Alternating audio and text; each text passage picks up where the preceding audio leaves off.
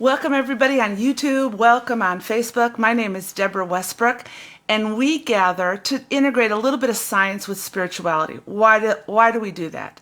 Well, because I've discovered that when you integrate those two realities, it increases your authenticity, it increases your identity, because it's basically the I am essence in the field. So today we're going to talk about the field.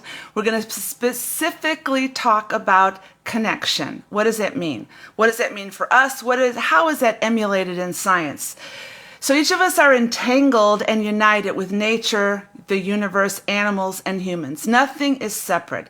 Consciousness is fundamental to the universe, and what it does is it forms a divine connection, and everything is entangled, meaning everything is one in different measures of manifestation and beauty. So there is a unified field of memory and coherence, which is wholeness, and also connectivity. The past two videos, we talked about memory and we talked about coherence as it applies to our life. You're remembered in the field. Coherence means whole. It means that everything is within you. You come into this realm as a fractal of God. You come in with everything that you need to live a life in this realm in a beautiful way. We don't take anything for granted. So why is it important to teach this? Well, as I deconstructed years ago from all religious beliefs, I realized that I'm not separate from anything. And what happens is, yes, I know that all is energy, yet the forming of that energy into a divine manifestation flows from source. It flows from the field. So yes, everything is energy, but what's underneath the energy? What is entangling us together? Where is it? And how are we manifesting who we are uniquely and authentically? So we don't create reality. I know that's a real term that gets a lot of likes and everything, and it's a real new age term. We really don't create reality. What do? We tap into the field. There is incredible potential in the field, and that potential in the field remembers you. It puts together all the fragments in this lower, denser energy. It increases your I am essence, and then you begin to flow in authenticity. So this is distinctly I am that I am. And from that realization, when you finally flow into that level of meditation or however you do it, what happens is that I am essence, that I am, and everything I am will now manifest within this life. So let's get started. Hang with me. I'm going to make science a little bit easy for you, and we're going somewhere in this. So when quantum came on the scene, it was a mystery. It was a mystery because people were used to Newtonian physics and matter, and what you see is what you get. And quantum came along and said, no, that's not really true. There's something that you can't see that is very real. So I started to integrate the principles of quantum with spirituality, and it just birthed a really authentic, creative, peaceful life of joy. So then I began to read. Most of the stuff I'm going to talk about today comes from Ervin Laszlo's book on the Akashic Field. And in this book, The Immutable Laws of the Akashic Field, he talks about three types of realities that are in the field. In the field, there is coherence, there is memory, and there is connection. So the past two Facebook Lives and on YouTube, we already talked about memory and we talked about coherence. Well, what's coherence? It means that all is within. You're whole. You don't come down here separate. There's no way. You don't come down here fragmented. You are taught to be fragmented. You come down here whole as a fractal of God. And as a fractal, you have everything that you need in the perfection, because a fractal contains entirely that from which it came. So there's nothing in you at all that is separate or less than unique. But then how do we know? How do we grow? How do we learn our authenticity? Well, there's memory in the field. The potential of the field, when you come into this planet, into this 3D realm, you just don't arrive here and leave here. You don't start here. You don't end here. You're flowing from a higher revelation of the divine mind and God, and you come in here, and it's shown in the past videos I've done. Most young children forget who they are by the time they're like 7 or 8 years old. All creativity goes out the window, innovation, all intuitiveness flees when they're about 7 or 8.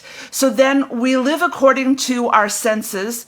We live according to life in this 3D realm, but we forgot where we come from, because to connect with that, we have to connect with it intuitively through meditation, through synchronicities. It's not data. It's not looking at things or reading books. It's when the universe, when God leads you intuitively to discover things about yourself that expand you.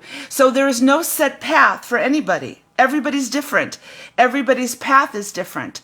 So what's connectivity? Since we talked about memory, we talked about wholeness, what's connectivity? Well, this is everything it is. Because you see, everything that I've taught, I've walked through. When I taught about coherence, I entered times of meditation that week that brought me into such a place of bliss, such a place of nothingness, of silence, that I knew that coming out of it, I was going to be able to flow in that essence in my life. Then when I taught about memory, I realized that memories were coming to me to heal. Memories of maybe that were triggering me. What happened that I act this way? Well, the memory in the field flows into you to manifest your wholeness. To manifest your wholeness, most of us need to be healed. But what about connection? Well, it was shown. I went this weekend out to Southern California. If you don't know anything about California, the North is really different than the South. The South was built on Hollywood, glitz, glamour, beaches that were warm, and everything sunshine all the time. But Northern California, the Bay Area, where I've always lived, aside from living overseas, that's the Haight-Ashbury. That's the hippie, druggy days. That's Berkeley. That's all the people that you still see, old hippies that are 80 years old. It's more of a grounding up here. So when I go south, I know that my connectivity with my friends is going to be different, and we challenge each other, we laugh. So connection is a manifestation of being who you are. We'll go into that. But let's look at science a little bit. So let's talk about the field. What's another name for the field? It could be called the plenum. It could be called the akasha. It is consciousness. So when we're talking about connection in the field, we're talking about a quantum word that's called entanglement. You know how if you have a bunch of ropes that are together and you pull all the ropes and they're all entangled and they form a knot, that you can't separate one rope from the other? Well, that's kind of entanglement, but let me talk about it in scientific terms. Remember, we said quantum was a mystery.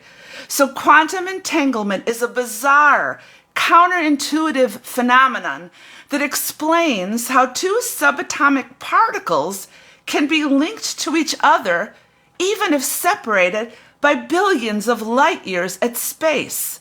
You affect one simultaneously without any lack of movement. The other one is affected. Despite their vast separation, a change induced in one will affect the other. So that's kind of like the purity of connection. When you really think about quantum entanglement, if any of you have friends that are able to pray for somebody on the other side of the planet, that intuitively know certain things, because you're going out of this realm into a higher frequency where there is no time, there is no reality, except you're moving intuitively, you can affect that other person directly by thinking or words of encouragement. That moment they get it. It's an entanglement. What does it say about us? There's no separation on this planet except what's being perpetrated right now by an evil mass psychosis all over the planet. However you want to look at it, evil is present, and evil always wants to fragment you. So there's no separation in your life. You are connected with everything. You're connected with nature. You're connected with other humans. You're connected with animals. Now, there are varying degrees of consciousness, but when the divine mind or God creates something, the consciousness of the essence of that creation is all going to retain consciousness. So you can look at the ocean and listen to the ocean and listen to what the ocean is saying. How many of you have dogs where you know exactly what your dog is feeling? And how many of you enter that realm? How about nature? When people go into the trees or into the forest, they get away and they have a divine connection. Now, this was disregarded. I remember the day in religion where they thought all that was so ridiculous that it was almost occultic. Well, they're wrong, because there is a Gaia, there is an earth that has a consciousness. And the Gnostics knew this, not the Gnostics, according to Christians' interpretation of the Gnostics, because they've co-opted it to fit their narrative. But the real Gnostic beliefs believe that Gaia is a living entity and the planet. And when the planet is feeling the roar, which it is right now due to many different aspects of pollution, we feel it. Why? Because we are all connected. There's a Hermetic principle that says, as above, so below. There is no separation between us in any way. I am connected to you. You are connected to me. What affects you in some way is going to affect me. What affects the collective consciousness affects us. And yet we are divine creative expressions of God. So this realization of principles is very simple. Memory helps you lead a creative life. Are you just subsisting on words? Do you constantly, and we all do it at some point. Are we always scrolling social media, which leads us by the algorithms? We don't have any conflicting thoughts, or else we're angry about everything. There's so much duality in the planet right now. What is duality? Good, evil, right, wrong. Two parties, two ways of thinking. It contradicts the very essence of who we are. And when there is duality, there is always division. It's everywhere. So when you know who you are in your memory and your connection and your coherence, you flow in a total different realm, and you shift yourself up into a new timeline, which is happening right now. We'll talk more about it. So this planet is programmed by evilness, which is a lower frequency. It's alive. You're not going to avoid it. You're not going to pretend it doesn't exist. It's real. And Weedigo is a virus that you could see in ancient wisdom. Paul Levy wrote a book called The Weedigo Virus. For those who deny evil simply because they don't want to hear it, well, that's ignorance. Because to rise in the beauty of who you are, you have to look firmly at it and not let it in any way affect you. And there is everything around us, and there's more coming. Why? Because the planet is shifting. Whether we want to believe it or not, it is shifting into a new timeline. And as I spoke about from Laszlo's reality, are we going to make it? Well, yeah, I hope so. I hope we transcend in our awareness and in our awakening. It doesn't take everybody to do that. It takes a certain amount of people to transcend, to really see the reality of who they are. But other civilizations have not made it before, but that's a whole nother topic. So we see each other as separate from ourselves and see division rather than connection. We see the division based upon color, race, culture. It's so effing ridiculous that I'm so sick of it that I don't want to listen anymore. I don't want to listen to the constant diatribe of something trying to separate me based upon my gender or based upon my color. It's so evil that it's now been perpetuated as good, but it's antagonistic to the God who created the universe in a coherence with memory and connectivity. We are at a very low level, I want to say that there is a simulation over us. What do I mean by that? There is a measure of control trying to capture our mind and trying to capture our heart. Don't let it.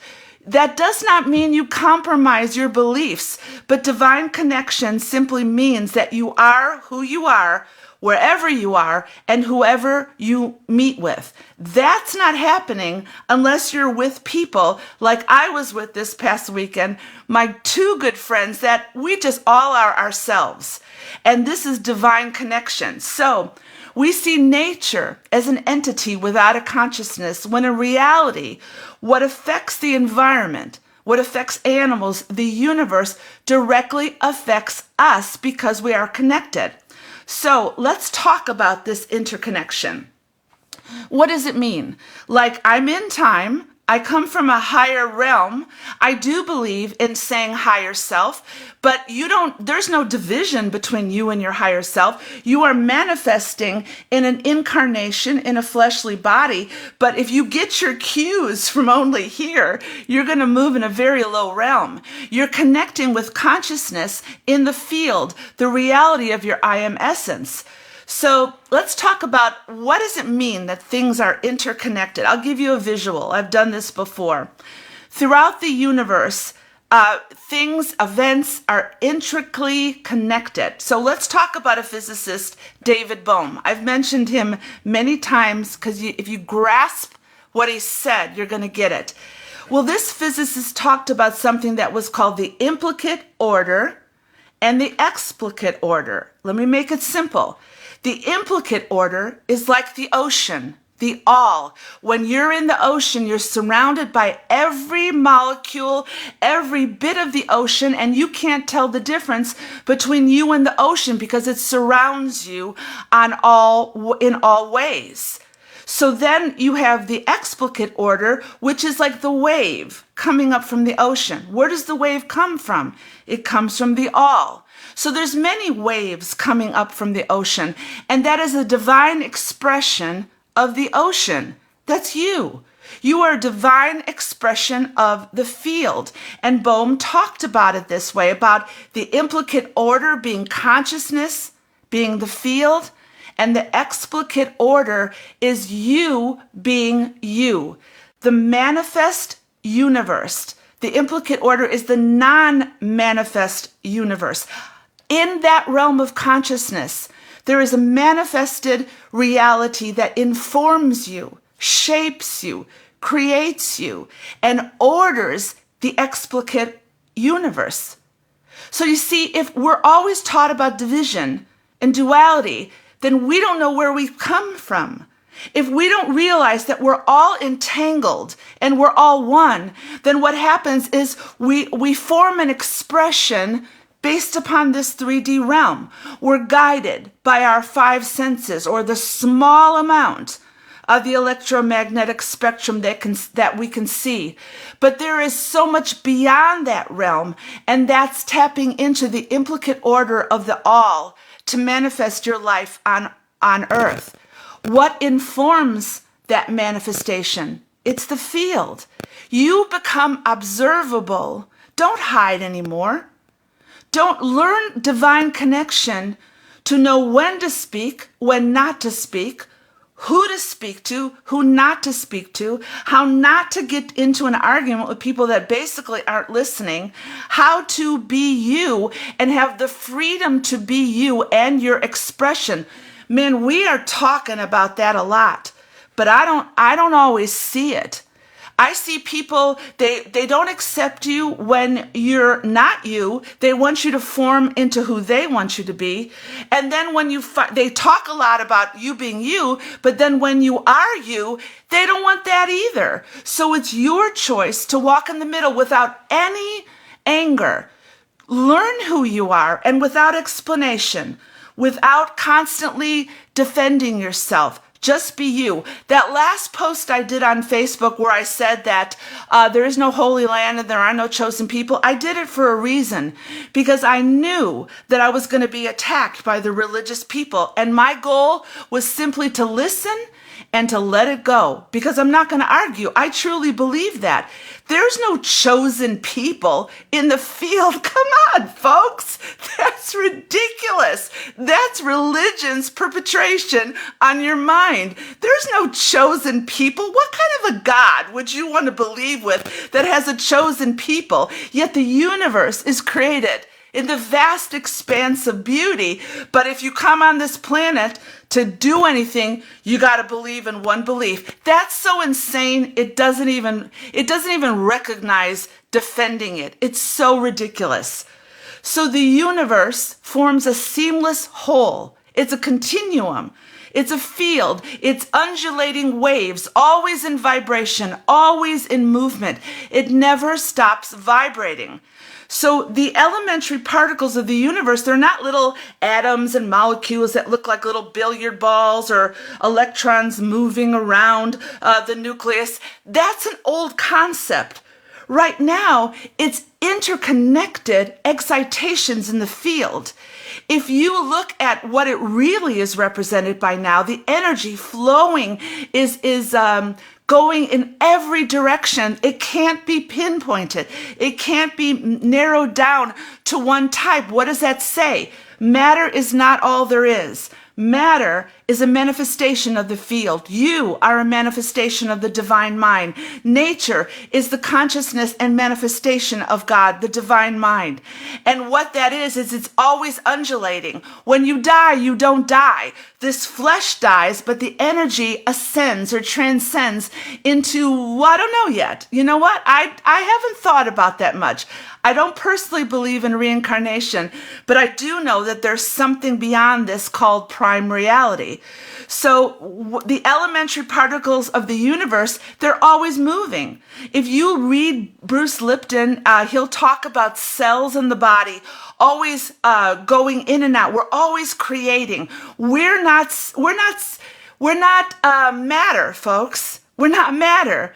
We're not matter. We're energy that is being informed by the field. If you're being informed by the level of energy in this realm, you will live by your five senses. So connectivity, once you connect with yourself, then you can connect with other people. So these are excitations in the field. You are an excitation in the field, embedded in a sea of potentiality, and you come out by observing your potential and you manifest a life. Let me repeat that. You exist. You exist as an interconnected excitation in the field. Light is always moving. You are light. And you come into this lower dense energy, but your heart-brain coherence wants to connect with the field. And it connects through spiritual practices because you're always excitable. You're not supposed to be locked down into this realm. And in this excitation, you're embedded in a sea of potential. That is the creation of your creativity. How do you do it? You go into spiritual practices. I don't sit in a church. That's not going to get me where I want to go. But I meditate and I get quiet. I do breath work. I listen and I do it consistently so that I learn myself. Because when I learn myself, I can be me around you, whether you accept it or not. So observation creating reality is a new age mantra that is somewhat exaggerated. You can't create. Yes, you can create from ego. You can create anger. You can create division. You can create all that. But when you want to tap in to the beauty of who you are, you're going to have to do it from a higher place.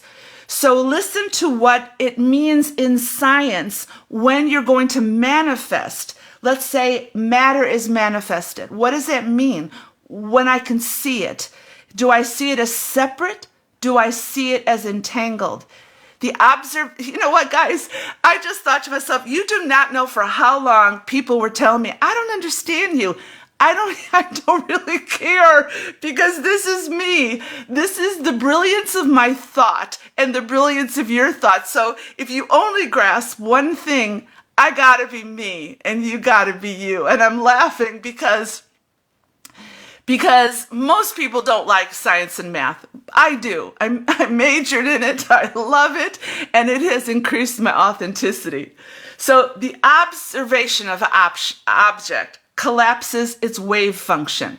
So they did scientific experiments where they did, and they put, it's called the double slit experiment. I'm not going to talk about it, but they determined that when that wave was observed, it turned into a particle which can be seen. So when it was observed, but it existed, follow me here, this is a hard concept to think, But when it was existing as a particle, it was really also a wave because it was in a field of non-locality. So what does that mean for you? Well, you exist here, you manifest here, but you're not really everything you are here because you come from a higher place. You're in superposition. You're in a position of non-locality, which means the reality of who you are is not on this planet, but you're put here not to deny your humanity, but to embrace it. This is a moment in time that is unbelievably incredible, that you are in this moment of time, that I am in this moment of time. I don't walk away from anything I'm experiencing, and I am relishing the fact, and I don't want to get out of here before my time is done.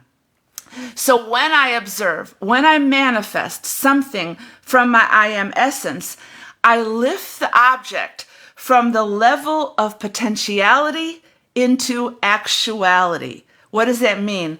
Potential will remain potential unless you seek to know what it is that your potential is. Nobody can tell you, nobody can relegate you to do it. This is a time where we are powerful people, powerful humans. I don't believe all the BS out there that denies who we are. No, we are placed here in the perfection of who I am, who you are, with all of our faults. So when I take something from the potential of the field and I move it into actuality, well, that's what I'm doing now, because my call is to show people that you can integrate science with spirituality. And I'm going to talk about black box reality in the days ahead, that your heart is powerful, your mind is powerful to connect with the field. If you're not being still, you will never know who you are. You will not knowing by constant scrolling. You will not know it by reading a million books. You will not knowing by watching so many videos. The universe and God will put you on a path of knowing who you are when you were still and know, and then it will bring to you, God will bring to you exactly what you need to expand. This is not a topic that you can just, it's not always easy to explain. Why? Because I can't do it for you. You have to do it for yourself. So the objects calls up manifestations from the levels of potentiality, but they're still connected in the field where I'm still connected. So let's talk about this. Let's look at this. Here we are. If you want to say it's a virtual reality, simulation is not necessarily a bad thing. If it's God bringing us down into a virtual reality of the beauty of this planet, that it's not fake, it's real. So I tend to see the simulation as God's hand reaching down the divine mind, placing us into this point in time, lacking nothing. A fractal is a projection into time and space, not to take for granted any of our humanity. So we're talking about a hologram. So follow me, I'm going to make it simple. A hologram is a projection in wholeness from a non-local reality. That's kind of me. I didn't start here. I don't end here.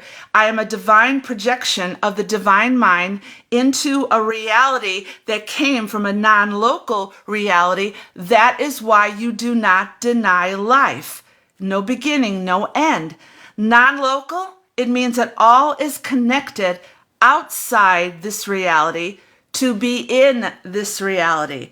You're local, connected from the potential of the non-local field. You don't take your cues in this realm. You take your cues to live in this realm from a higher place.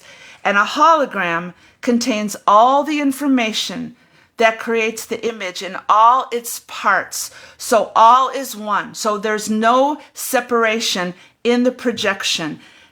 Because a fractal means that the whole is present and flowing into the whole of its projection. So beyond the limitations of space and time, all the information that codes the system is present in all its parts. The surface on which the holographic images we take for granted, that's the explicate order, the ocean, the all, the field. The manifest dimension of the universe birthed you to be here for such a time as this. So the Akashic field is a field of memory. It's a field of connection. It's a field of coherence. I don't know how this changed my life. So now let me tell you a story.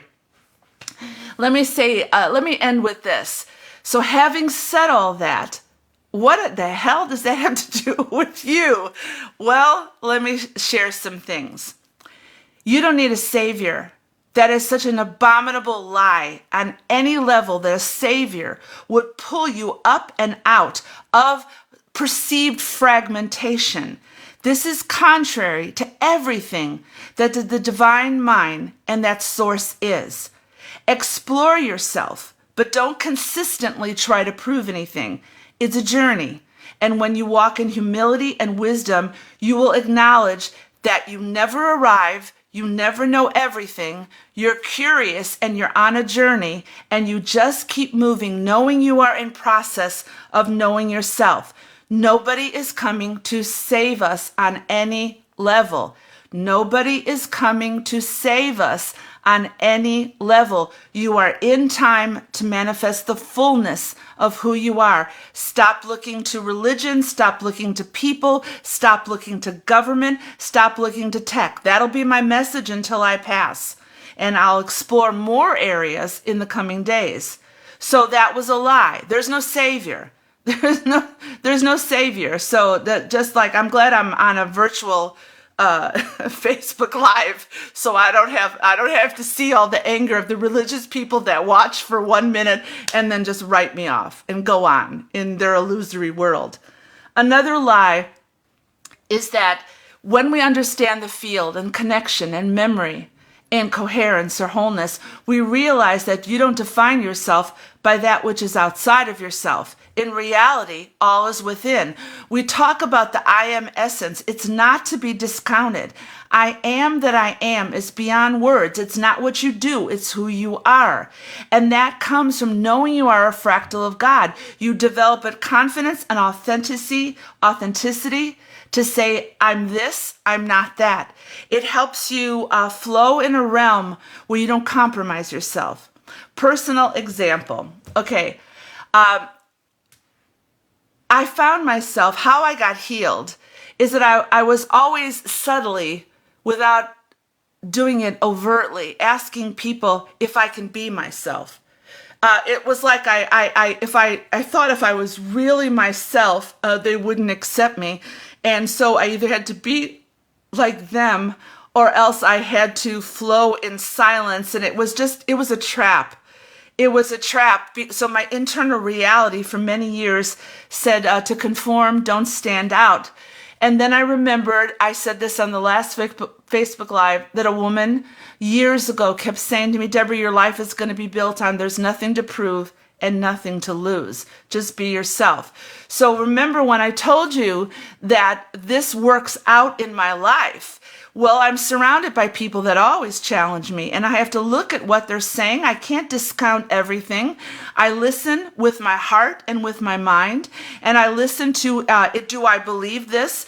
What if I tell them I don't believe this? So in being me, I let some things go. I let situations go. I added other situations. So this worked itself out this weekend when I went down to Southern California to be with my friends. We are wild and we are crazy, at least Leslie and I are. But Sherry, she's more grounded and she's quieter. But Leslie and I, like, we are out there. We are just constantly talking. Well, Sherry was herself. I was myself. And at one point, I looked at Sherry and I said, I think I said to her, I said, are we driving you crazy? And I think she said, no. And I'm like, good, because The beauty of this weekend was in three people meeting together and able to be themselves, whether they disagree or not disagree. You will never be yourself until you begin to know yourself. And then you're around people that are ascending just like you. Everybody else leave to the side. So everything I'm teaching, I'm walking through.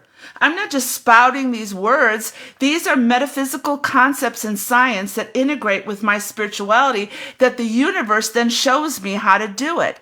I know that I manifest from the field. I get these messages because I'm still in times of meditation, and God will show me exactly where to go next. Or God will deliberately tell me to go to a certain place on a certain day. Or I will know what book to read. I say this over and over because the universe, God, is orchestrating your reality in real time to be you. So I will end with this. Here's where I'm going to go. This book, I've done the main points of this book. But based upon the call on my life, I'm going to start doing a series of lives that I put automatically on YouTube about black box reality. What does that mean? I'm going to do an intensive study on AI and on technology. Now I use it. I love my Mac. I love technology, but I know when I don't want it to cross the line into control to the best degree that I can. But transhumanism is setting us on a course of giving up our humanity and giving up our divinity to be controlled. So when I had that dream where I saw the black box, I realized that in the coming days, what we're looking to is to explore in depth our humanity and to use technology and to use AI when it is appropriate. But you know what this weekend I learned? I love virtual. I love Facebook Lives. I love talking to people. But what I love the most is being with people. And when we went through 4 years of always being controlled in everything since 2020, that we were separated in our reality to not meet with each other because of the so-called what was going on at the time. Well, I'm going to watch what I say because I don't want to get banned. That we now know isn't what it was. There was an agenda under that to separate us, and it's working. So when I'm talking about the next set of Facebook Lives will be black box reality. What does that mean for you? It means that you can trust your heart, which is more powerful than your brain, to hook into the field. And it's called heart-brain coherence. And there are certain things you could do to settle down and to touch your heart, to know the answer to things when you learn. So I hope you enjoyed these. I hope that these were good for you. I hope it encourages you. I can't stand conformity. I can't stand compliance.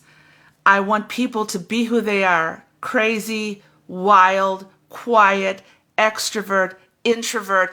I want them to be who they are because in being who you are, you help me. I expand more knowing that you're being who you are. So is this, sometimes I get off these Facebook Lives and think, was I too emotional or did I give them enough information? I'm not a teacher. I'm an intuitive speaker that does a lot of studying.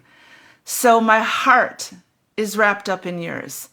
I don't like people to comply. I don't like robots. I don't like control. I don't like injustice. I don't like it.